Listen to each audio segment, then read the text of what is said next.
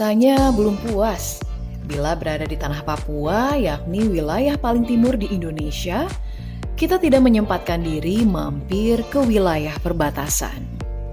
Ya, perbatasan antara negara Indonesia dan Papua Nugini.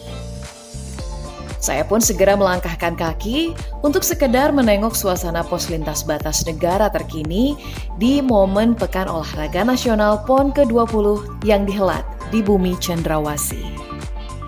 Yang katanya menjadi destinasi wisata menarik bagi kontingen PON Papua.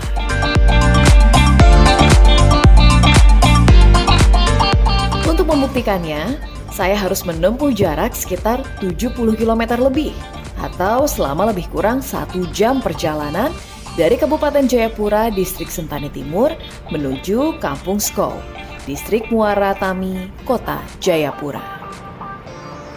Di tengah perjalanan, saya berhenti sejenak untuk sekedar menikmati pemandangan indah Teluk Yutefa yang dapat disaksikan dari Jembatan Merah.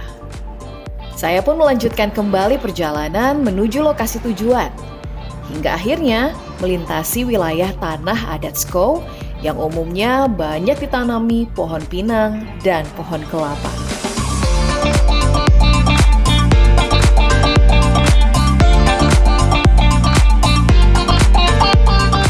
Rasanya kawasan pos lintas batas semakin dekat, sebab di sepanjang jalan saya melihat banyak bendera Indonesia ditancapkan dan berkibar di berbagai titik.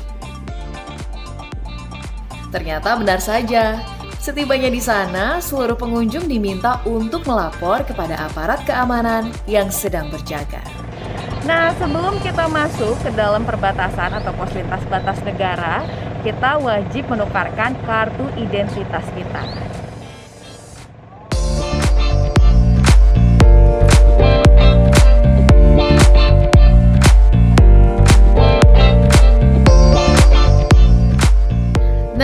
Setelah mendapatkan akses masuk, saya kemudian menjelajah seisi wilayah perbatasan.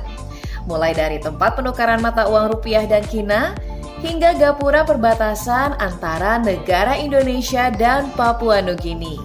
Lengkap dengan tulisan Skou Border Post of the Republic Indonesia dan warna khas bendera kedua negara. Namun sejak pandemi COVID merebak, perbatasan Indonesia PNG ditutup sehingga wisatawan Indonesia hanya dapat berkunjung di pos lintas batas saja dan tidak bisa melintas ke negara tersebut.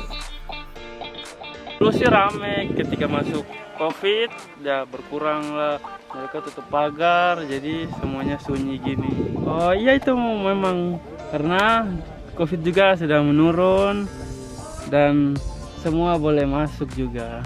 Jadi kita bawa atlet ini untuk melepas ketegangan yang beberapa hari ini bertanding. Jadi kita bawa untuk jalan-jalan sambil refreshing, sambil melihat pos perbatasan. Karena selama ini kebanyakan anggota kita hanya bisa menonton di televisi soal pos-pos perbatasan. Tapi kita lihat ini ya, alhamdulillah pos kita jauh lebih mewah dibanding pos tetangga. Adapun sejak bulan Juni kemarin, pos lintas batas dibuka setiap hari Selasa dan Kamis, sehingga masyarakat dari kedua negara bisa meramaikan pasar rakyat dengan tetap menggunakan paspor untuk syarat melintas.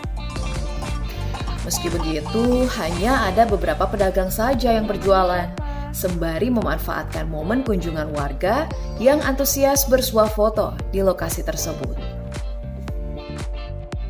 Sebelum PON kita tidak jualan karena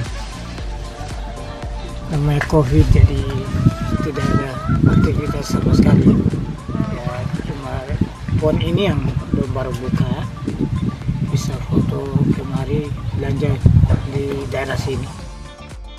Tak heran ya, bila kunjungan ke perbatasan selama perhelatan PON ini semakin meningkat. Hitung-hitung menjadi oleh-oleh pengalaman yang tak terlupakan selama berada di tanah Papua. Ya pemirsa, jadi gapura yang ada di sebelah sana itu merupakan simbol ataupun juga tanda dari perbatasan antara negara Indonesia dan juga Papua New Guinea. Dan sejak Pekan Olahraga Nasional PON ke-20 yang digelar di Bumi Cendrawasih Papua, perbatasan atau pos lintas batas negara antara Indonesia dan Papua New Guinea ini begitu ramai dikunjungi oleh para wisatawan, termasuk juga para atlet, official maupun juga kontingen dari berbagai wilayah di Nusantara. Dari Jayapura, Papua, Nabila Karisti, Kantor Berita Antara, mewartakan.